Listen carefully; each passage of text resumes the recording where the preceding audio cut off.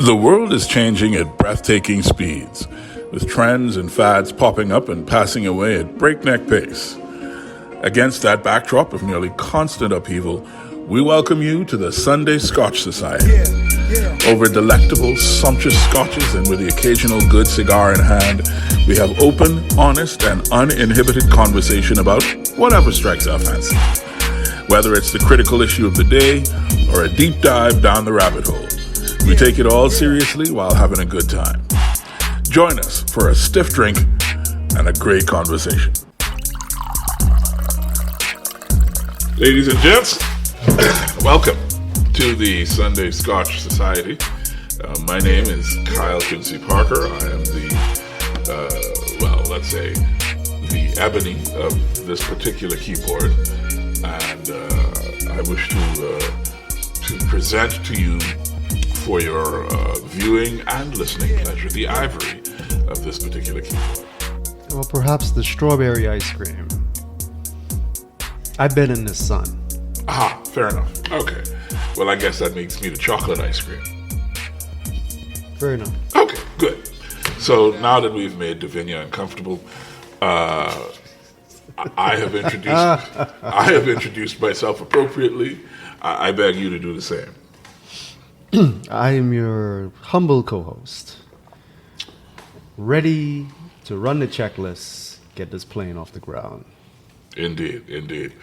Ladies and gentlemen, thank you for flying with Sunday Scotch Society Air today. Our destination is our destination is a secret. You'll just have to stick around to find out. Matthew, how you doing, man? Life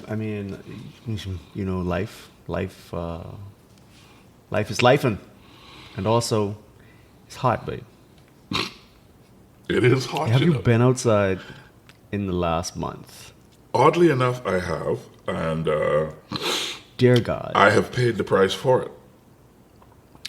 Thank goodness for the rain, which has allowed us to, at the very least, pretend to experience some cooling down of the virulent heat that is assaulting us from this sun that is clearly on a mission. Every once in a while, I wonder. We talk about how we are a Christian nation, and most Bahamians, at least culturally, go to church with some regularity. So when this kind of heat is upon us, is it that we are suffering under the gaze of an angry God? Is this the start of a plague? Are we being punished for national sin? What is happening? All of the above. But as an avowed and acknowledged agnostic, how can you know? I can't, but I get to play. I get to play in this space of, sure, that's what it is. Okay, fine, no worries. So how's things been going? What's new? What's exciting? What's happening? Man, listen, it always with the hard questions. Oh wow, okay. Yeah, it's just it's very hectic time. I cannot wait for October. I think it will be busy, but in another way. But I am happy to be looking forward to exercising at least some creativity in my activities then. This has just been a slog, I would say, since July. However, I am happy to report that I have not gained the weight that I thought I did. So I'm still on a downward trend. I got 20 more to go, but I am down 15 to 20 at this point. Congratulations from my high. So I wondered if you were on drugs. You do seem to be. Yeah, your neck, and that's the thing. You always know from the neck, right? When the neck start to get skinny, and then you start to see that jawline show up. It's usually somebody either seriously losing weight because of diet changes, or they hitting the drugs pretty hard. And I was just curious. I no judgment either way. You know what I'm saying? What happened to Vineyard? Yeah, no, this one's just ketones. Well, I congratulate you as a person who had made a public commitment to getting back into Speedo body shape by the end of the summer of 2024, and who failed miserably. I too am on a journey. I am down. The last time I stepped on the scale, I was down 20 pounds from the beginning of the year. Okay. But I have 100 to go. So you and I we are on similar journeys with some slight differences. Yeah, and when I committed with you to the beach body, I committed to next year. And that was you. Yeah. Because I you didn't realize that you were committing to this year. Yes. Yeah. Yes, I was committing to the end of summer 2024. Because, of course... This matches your personality of going hard. Exactly, yeah. And paying the price for it. Especially when you fail. Yeah. If you take a spectacular swing, you fail spectacularly. And that's okay. Hey, but when you succeed... This is actually a very important evolutionary strategy. Is to have most of the hive, most of the colony group, from insects to mammals, follow a particular program, but then 10 to 20% of them swing hard. Sometimes spectacular payoff. Most of the time, you don't hear from them genetically anymore. But the spectacular payoff. Oh, yeah. It is a paradigm change for the better, usually. And not just for the individual, but for the whole colony. Oh, yes. So one could say that by swinging spectacularly, I am actually doing national service. Whatever makes you sleep at night. Melatonin.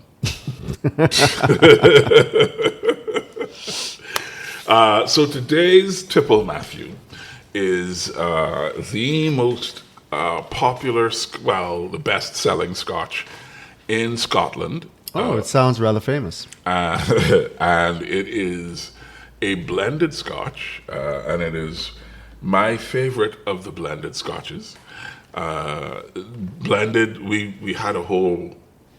I don't think you were there for this, but I did a whole tutorial on the show about the difference between single malt, single grain, blended, and the different kinds of Scotch whiskey there are. And what a blended Scotch is you take the Scotches from different producers, from different distilleries, and a blender, a master blender, blends Scotches from different distilleries to create a product with a couple of different, blends in it. Kaolila is a popular one. There some of the ones that have become sort of niche market single malt Scotches recently, like by recently in the Scotch world, that's like the last 20 years, have traditionally been just used in blends. And because Scotch has become so popular, and especially single malt, some of these blend components have kind of tried to make their way into the single malt space. Interesting. Yeah. But that's what a blended Scotch is. And your typical examples in the Bahamas, you got your Dewar's, you got your Johnny Walker, and those are the two sort of market leaders here. But the best blended Scotch I have ever tasted is the famous Grouse, which is the Scotch that we're going to try today. My favorite famous Grouse is the famous Grouse Smoky Black, which we tried before. I think the Smoky Black was the show right before we invented the list. Yeah, your memory on these things are much better than mine. Yeah. Well, today we're trying the regular standard flagship, the famous grouse, the flagship bottle, and it is time for us to do what we do, but because it's a screw top bottle, I'm going to refer to the thing as the pour, which is sort of usually step 2. Do the thing.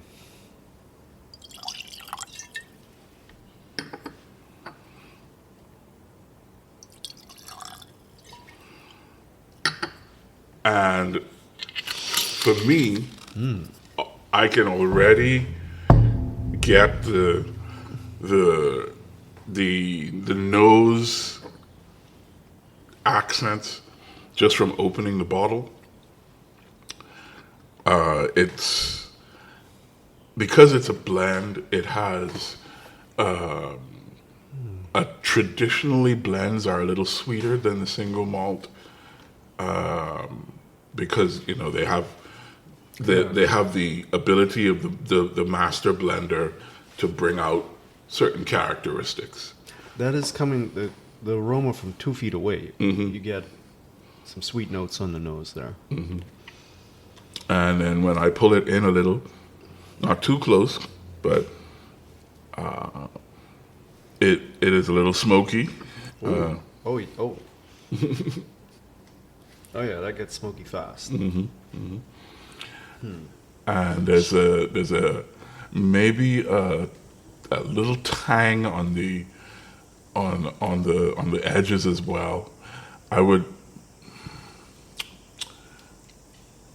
I traditionally associate that tang with citrus, but I wouldn't say that I get a citrusy aroma. No, I'm not even picking that up. The tang. Well, it's more towards a tartness. Okay. I'm gonna let my nose rest for a bit and come right back to that. So far, I am looking forward to this. Well, good. You should be. I will confess, this is not my first time with a bottle of the famous grouse. I traditionally. Oh no! Yeah. Is it true? It is true. I confess that I've had. I will not say the number of bottles of this particular product in my possession across the years, but I am excited to share it with you, and I hope that it brings you as much joy as it has traditionally brought me.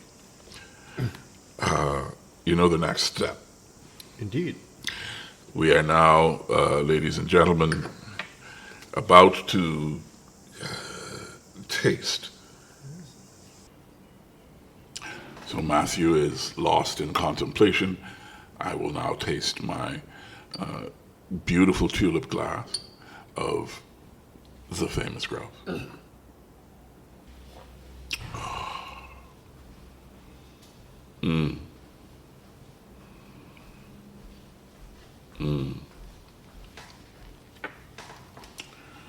Yeah. So, as we traditionally do on the show, we talk a little bit about sort of the history of the tipple, and this dram is produced by the Edrington Group, which the name will be familiar if you've been paying attention to our sort of producers and distillers. The Edrington Group produces the Macallan, they produce the Glenfiddich, they produce the Highland Park, and they produce, which we haven't tried on the show yet, but we're going to. They also are responsible for the Brugal rums out of the DR. And this is their blended Scotch. They used to also, the Edrington Group used to also own the Glenturret, which we tried on the show recently. But this is so the famous grouse comes from an incredibly accomplished and I guess experienced is the word I'm looking for. Accomplished and experienced producer of whiskeys. So the tasting notes for the famous grouse are sort of soft, warm depth, quote unquote, with bright, fruity notes and a smooth, balanced finish. I'm not sure if you would agree. I am not getting much of a fruity note. Mm-hmm. It is subtly sweet to me. Mm-hmm. I do agree with the warmth. They took that out of my mouth, so to speak. I have to say, I don't think this is very complex, mm-hmm. which is interesting because of the process, blended nature. Mm-hmm. But it is warm. It is,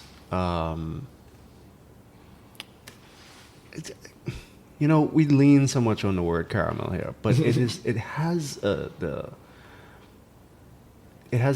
feeling that you would get from a warm sweet, like warm brownies mm-hmm. or fudge, mm-hmm. but not the tasting notes, but like the feeling that engenders. Yeah, I just feel like,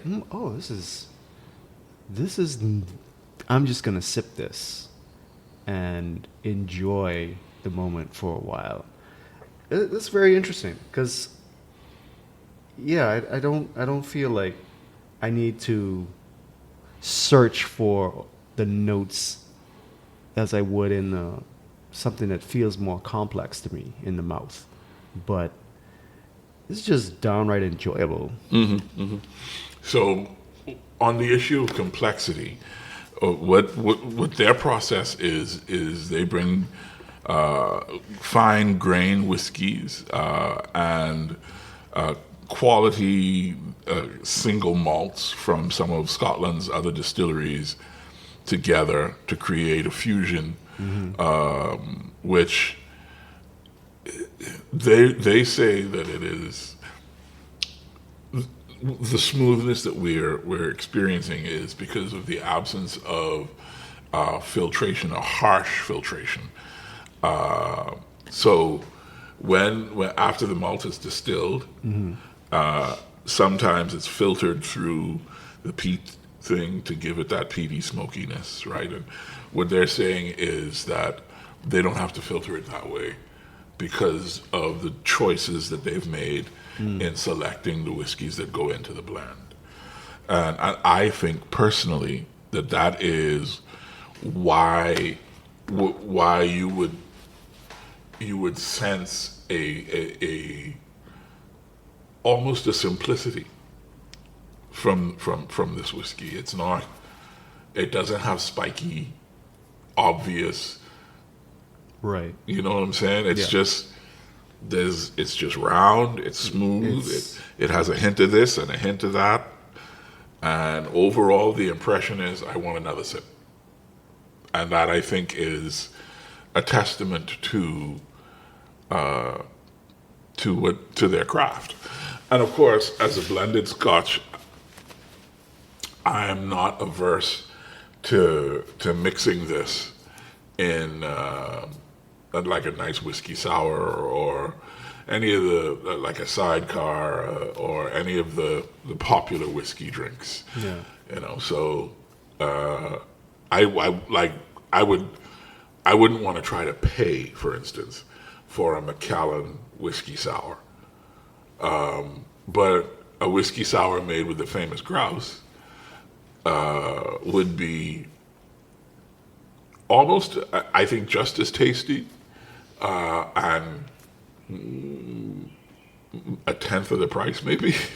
You know, so not a tenth of the price, but significantly cheaper. So yeah, I'm excited about the famous grouse, and I'm glad to have been able to introduce you to it in this context. And what's the price range on a bottle for that? 30 bucks thereabouts. Okay, yeah. So this should be on your shelf at home. Definitely.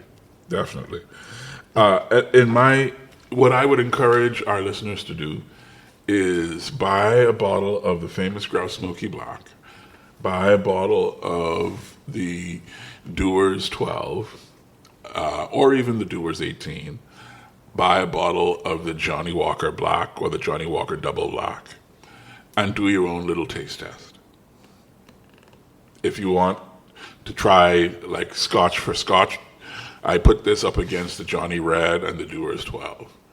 You know, I've seen some stuff about the Johnny line, and I'm interested in eventually putting those back to back, because I think in a few tests that I saw, the green actually came out on top. So yeah, but that is Johnny has, as does Dewar's, as does the famous Grouse. They have a range of products. Johnny's range of products is a little more extensive because they are marketing to a far more segmented audience than either Dewar's or the famous Grouse. I personally prefer the gold over the green, but the green is acknowledged by many people to be the pinnacle of the Johnny Walker line as far as taste. oh, okay. So This was presented in my poor memory. I remember this being a bit of a surprise, but it would be a surprise to people who don't like Johnny Walker. okay. And that is a great many people of what I would have to say is incredibly good taste. But here it is. Here we are. So ultimately, I guess we're going to say that the Johnny Walker Dewar's blended Scotch market is competitive, but in my view, and I acknowledge that this is a personal Quincy Parker view, not a Sunday Scotch Society view, that in my view, the famous Grouse is the best blended the best blended whiskey on the market. Especially the famous Grouse Smoky Black, but the flagship bottle is also quite tasty. And I think you should go out and make sure you have a bottle of this on your shelf. Absolutely. Yeah, it's for the shelf, not the list. I agree with that.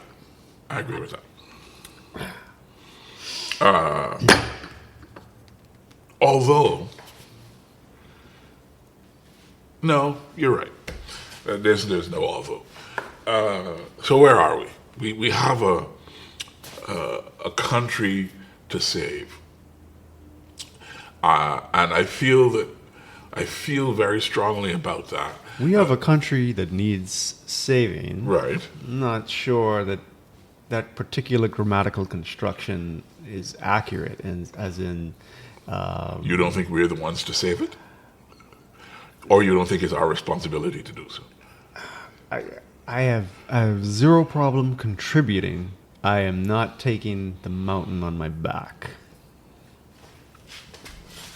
Matthew,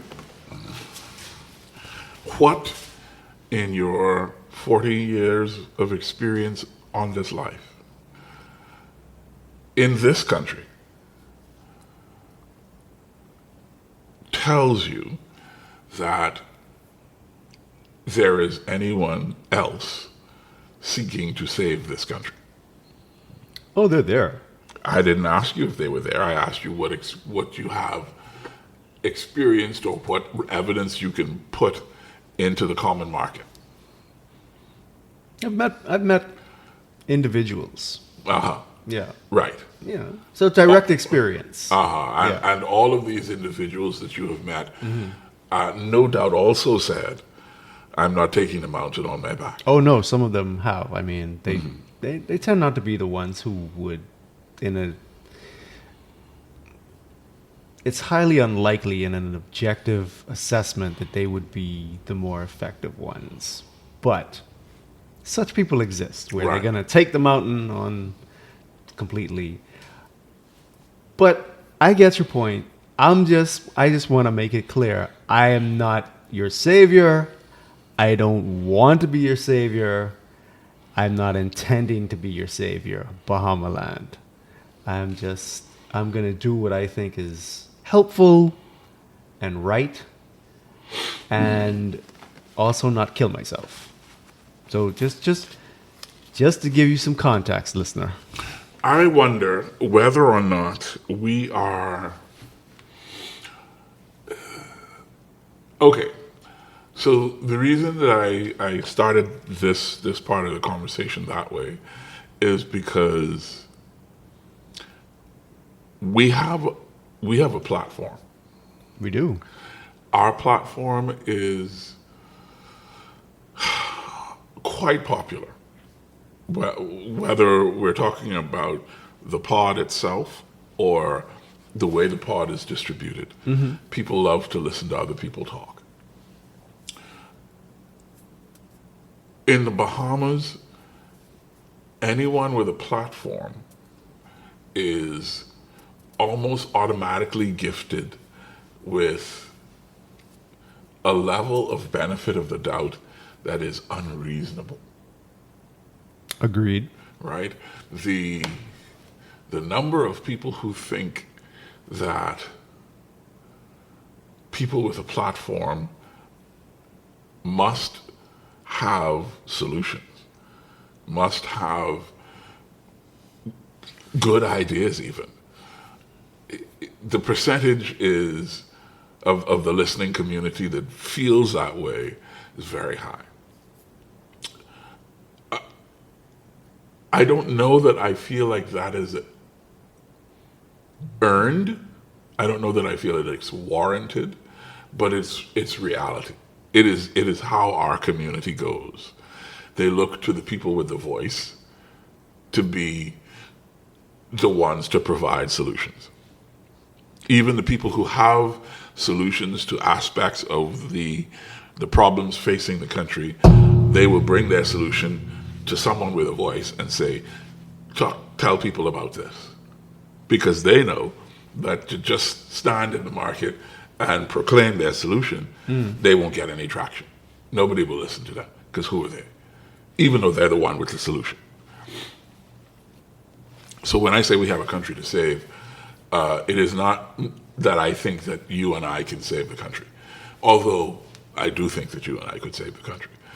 But what I'm saying is,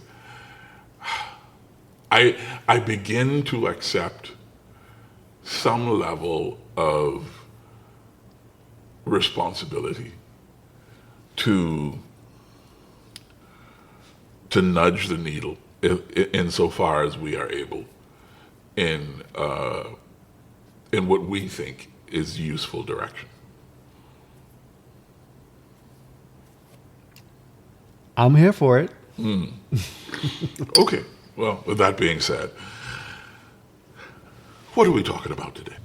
So speaking of nudging, right? I happen to know a fair number of educators whom I have great respect for. And you know a fair number that you don't. You know, it's oddly way in favor of those that I do respect. And that may just be because I met the ones that I do respect first. Mm-hmm. And so there's a selection bias that happens down the road from that. But I did go through school, public system and private system. And I'm not. Listen, we don't have the worst system in the world, No. but there are issues. And speaking of earlier, the exploration, having a certain amount of people who go out there and take big swings, strategy in evolution. There's a particular deficit, I think, in the education system around conformity. And in the past, it may have been necessitated by the needs of like why this thing is designed the way it is designed to produce at first clerks and then, people for the Industrial Revolution, et cetera, et cetera. But that need for conformity means that there are people on the edges who will have an outside impact in certain sectors who are really being underserved or just straight up abused. Not necessarily in a we hate you active, take the cane out and give them some whaps kind of way, although it does happen. But more in when you get into the neurodivergent people who may be able to give you a lot of creative solutions, and you have a system that essentially grinds them down day to day, you're taking out some talent that the country needs. So that has been a concern that's just been needling my mind since this is the back to school season. It is back to school, and I saw the director of education talking about promotions and regularizing promotions and so on and so forth. And one of the things that comes to mind when you raise this subject is the level of autonomy that the teacher has in the classroom. Most people who are teachers, in my view, are fairly altruistic. They choose teaching as a career out of an altruistic motivation, out of some kind of sense that they want to help people. Mm-hmm. They want to, especially children, they want to guide, shape, mold, help, protect, whatever the case may be. That is often challenged by bureaucracy. It is challenged by debt and the struggle of actually getting qualifications. It is challenged by working conditions. It is challenged by the ceiling, the financial ceiling that is placed on the profession, and often when you hear a group of teachers get together and talk, the conversation between them is working conditions. It is very rare when you hear teachers get together and talk spontaneously that they're talking about their students. Now, when you talk to teachers individually, that's all they talk about is, I have this one student who, well, boy, let me tell you about this student. Let me tell you about this child. But their group experience, it almost feels like they see themselves as prisoners of war, and they huddle for protection, and they are immediately hostile towards anyone who is trying to break that huddle. And I think that plays out to an extent in the classroom, because you cannot, I'm going to name the child Tommy, right? Tommy is a nice unisex name, so Tommy could be a boy or Tommy could be a girl. So you can't help Tommy, who is neurodivergent and needs particular attention and maybe a disproportionate amount of time. You can't help Tommy and also get the rest of these students to pass to BJC, and also make sure their parents sign and return all of these permission slips, and also make sure you pay your union dues and attend your professional development requirements, and also look after your own children, and also make sure your wife or your husband is satisfied with your contribution to the home and to the marriage, and also pay your tithes in church and make sure that the deacon board realize that you still saved and sanctified and filled with the Holy Ghost. And also and also be on your softball team and be there to rehearsal every Saturday and make sure that, well, not rehearsal, but practice every Saturday and make sure when game day come, you could hit at least one base hit or at least pitch somebody out. And then when your child come to you and say, Mommy, I won't go to boarding school, try not to knock the block off. Right? The reality that I think is confronting so many of our teachers is that teaching is not done in a vacuum. And every bit of life experience that you have intrudes into the classroom. And it is up to the teacher generally to make that intrusion either make it a positive, right? And I wonder sometimes whether or not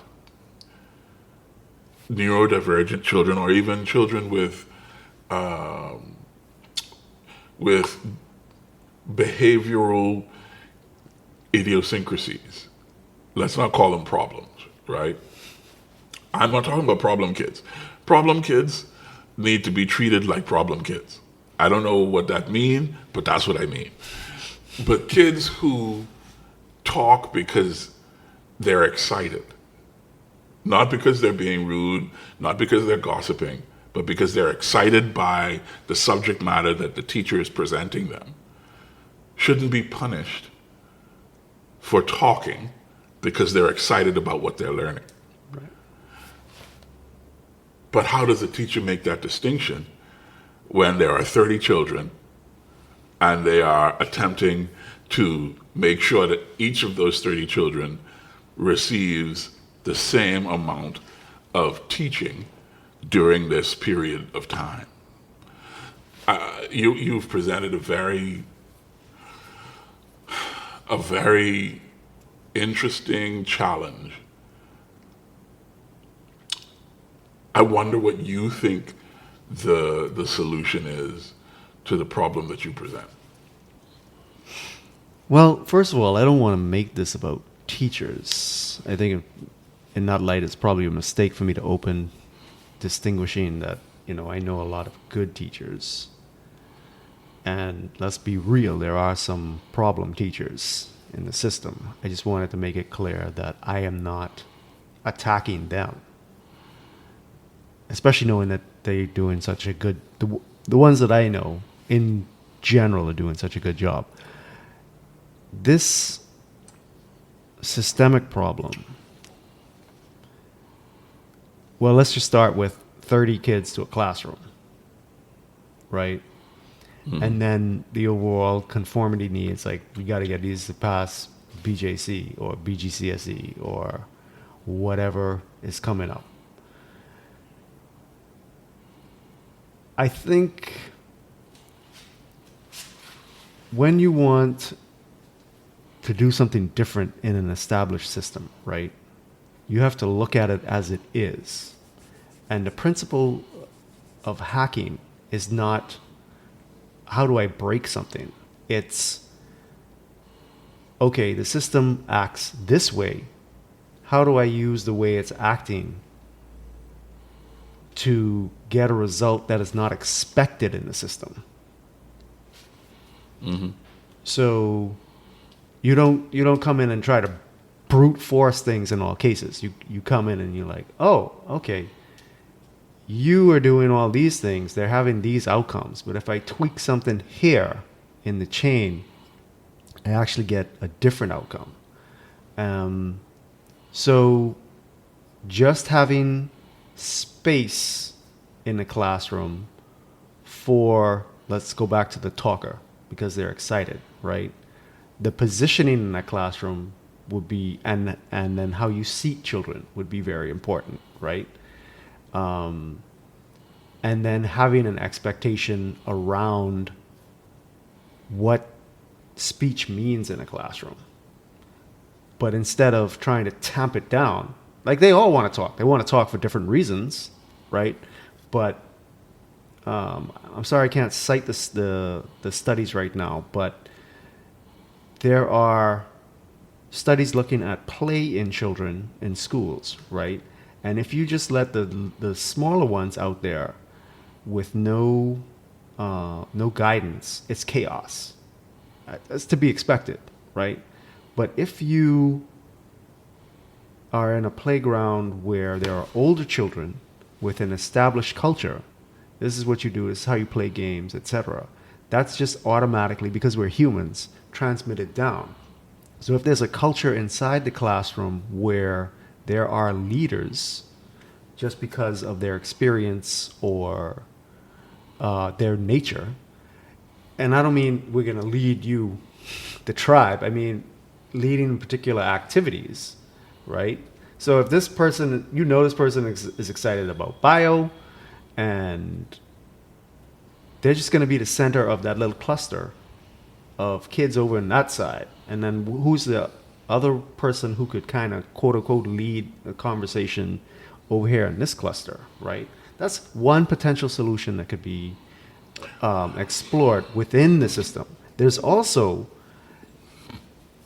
how difficult is it to have these kids like not necessarily have to conform and be in that system every day, etc. There are simple things that could be done. They're simple, they're not easy, because bureaucracy is BS, right? To get bureaucracy might be BS, Matthew, but bureaucracy is also entrenched. Right, that's what I'm saying. So there are simple solutions if you get the right people at the right time to change things in the bureaucracy. Then I think a lot of this could be alleviated. The changes that you have identified, I think both of those changes are reflected in the education plan. I think Education 2020 is what the document was called. The first iteration was started under Carl Bethel, and when Jeff Lloyd was a minister, he I think updated it, and when Jerome Fitzgerald was a minister, he finished it, and he and Jeff Lloyd made a big deal about a bipartisan education plan that had been drafted completed after a couple of iterations. And they presented the plan in the House of Assembly. They laid it on the table, which means that it's now a public document, and anyone who wants it can go to the House of Assembly and ask the clerk for a copy of the Education 2020, or whatever the education plan's name is. I think it's Education 2020. I'll certify it in a second. But that plan was supposed to be the groundwork and the foundation for not just curriculum change, not just updates to the curriculum and to the teaching path and to the structure for how teachers progress, but also classroom management styles, also teaching methodologies like giving children who have particular psychological needs the atmosphere, the environment, in which to thrive, while also servicing the majority of the children in the way that they might learn best, right? That it's all there, and the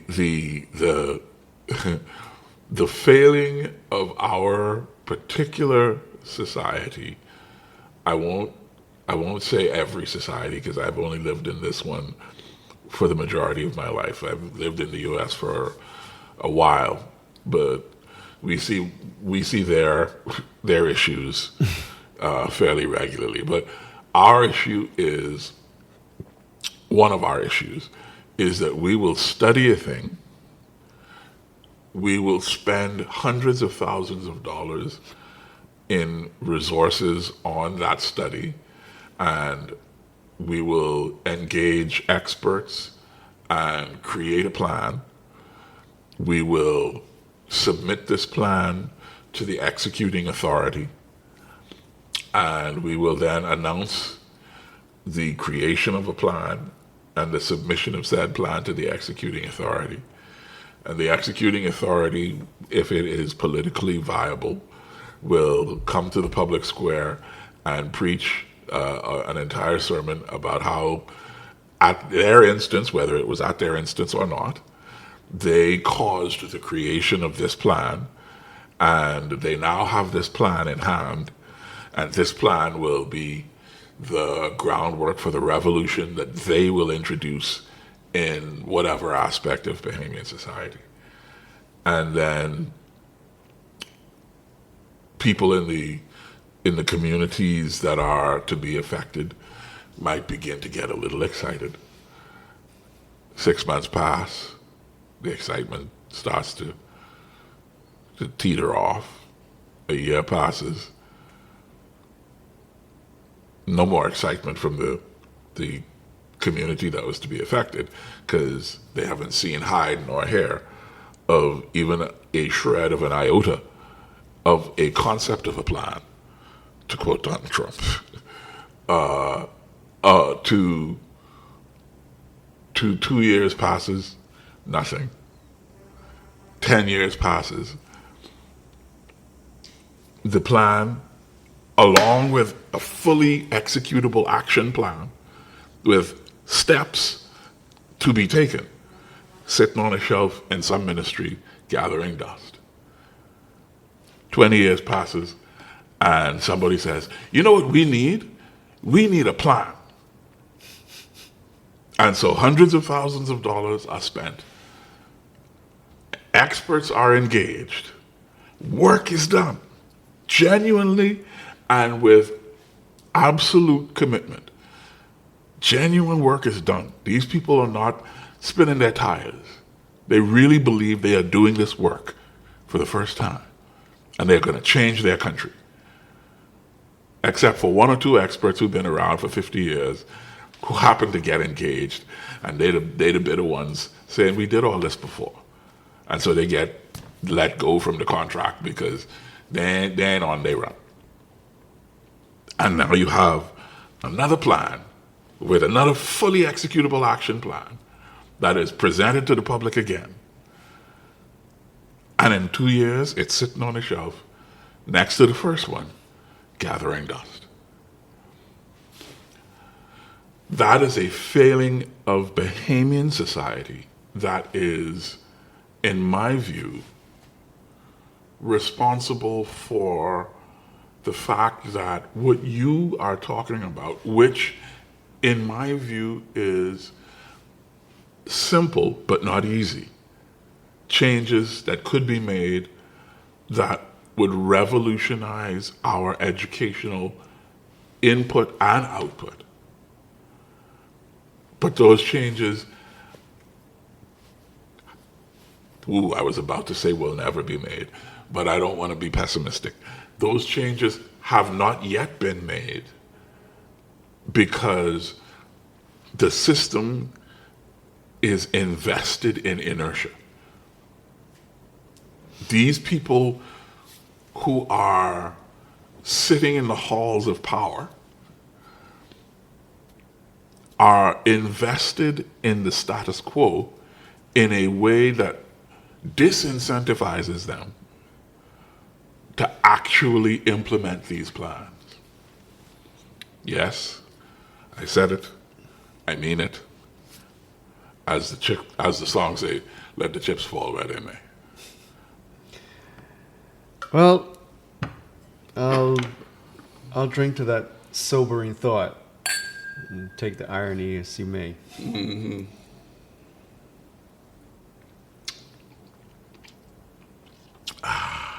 Yes. Well, it's been good to see you again. And dear listener, we hope to talk with you soon. Yeah, Matthew, this was an interesting conversation. I want you to find those studies and remind me so I could dig up the name of the report so we can continue this conversation. Maybe we can get a teacher or a couple of people from education in to have this conversation with someone who's an actual stakeholder outside of our particular stake in this party. It's always good to be with you, my friend. Blessings and what is it that coffee was saying? Blessings all upon the right hand. Gratitude is a must. Yes, and so on and so forth. Enjoy your day, my brother. And to you, ladies and gentlemen, do svidania. Ciao.